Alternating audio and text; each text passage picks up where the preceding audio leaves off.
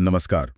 आज हम विभूति भूषण बंदोपाध्याय की मशहूर बांग्ला रचना पाथेर पांचाली पर थोड़ी गहराई से बात करेंगे। हमारे पास इस उपन्यास की एक समीक्षा है, तो देखते हैं कि इसमें क्या खास बातें बताई गई हैं। जी। तो चलिए कोशिश करते हैं समझने की कि ये उपन्यास इतना अहम क्यों है, इसकी कहानी, इसके विषय क्या हैं और मतलब साहित्य में इसकी जगह क्या है। ये हमें सीधे बंगाल के एक गांव में ले जाती है ना, जहां जिंदगी की जद्दोजहद और मासूमियत की एक बहुत दिल छू लेने वाली तस्वीर मिलती है। हाँ, बिल्कुल। और समीक्षा भी इसी बात पर जोर देती है कि ये उपन्यास जो 1929 में छपा था, हमें निश्चिंदीपुर गांव ले जाता है। वहाँ एक परिवार है जो गरीबी से जूझ रहा है।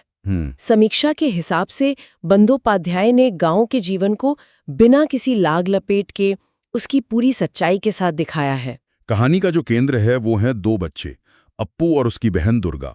समीक्षा बताती है कि कैसे उनकी नजरों से हम दुनिया देखते हैं, कभी प्रकृति की खूबसूरती, हाँ, कभी भूख का एहसास और कभी वक्त के साथ आने वाले खट्टे मीठे तजुर्बे।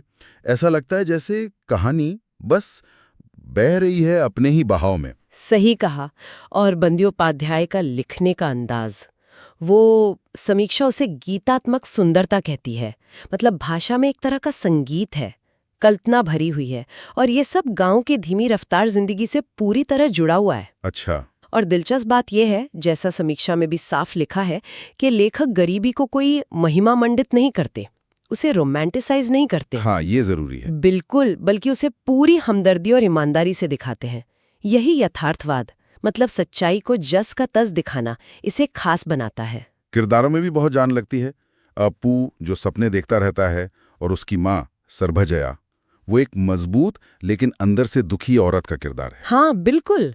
समीक्षा में छोटे छोटे पलों का भी जिक्र है, जैसे आम तोड़ना या पहली बार ट्रेन देखना या वो तूफान का डर। हाँ हाँ। ये छोटे छोटे पल कैसे एक बड़ी भावनात्मक कहानी का हिस्सा बन जाते हैं, ये देखना वाकई कमाल का है। सही। बिल्कुल। और समीक्षा जिस एक मुख्य विषय पर रोशनी डालती है, वो है मासूमियत का धीरे धीरे खत्म होना।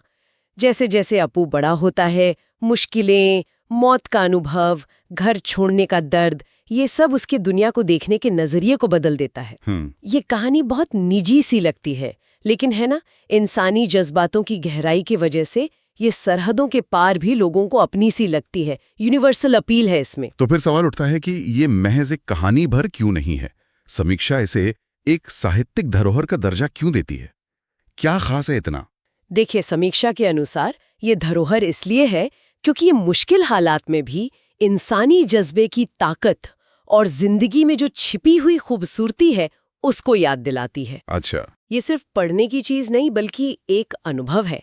समीक्षा कहती है कि अगर किसी को भारतीय साहित्य में रुचि है, या यथार्थवादी लेखन पसंद है, या फिर बचपन से जवानी तक के सफर की कहानियां, जिसे कमिंग ऑफ एज कहती है, हाँ, कमिंग ऑफ एज, हाँ, उनमें दिलचस्पी है, तो इसे जरूर पढ़ना चाहिए।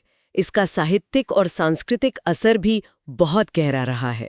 तो कुल मिलाकर समीक्षा के आईने से देखें तो पाथेर पांचाली सिर्फ एक कहानी नहीं है, ये एक गांव के जीवन और इंसानी भावनाओं की एक गहरी झलक है। जी। ये सोचने पर मजबूर करती है कि आम से दिखने वाली जिंदगी में कितनी जटिलता और सुंदरता छिपी हो सकती है। बिल्कुल।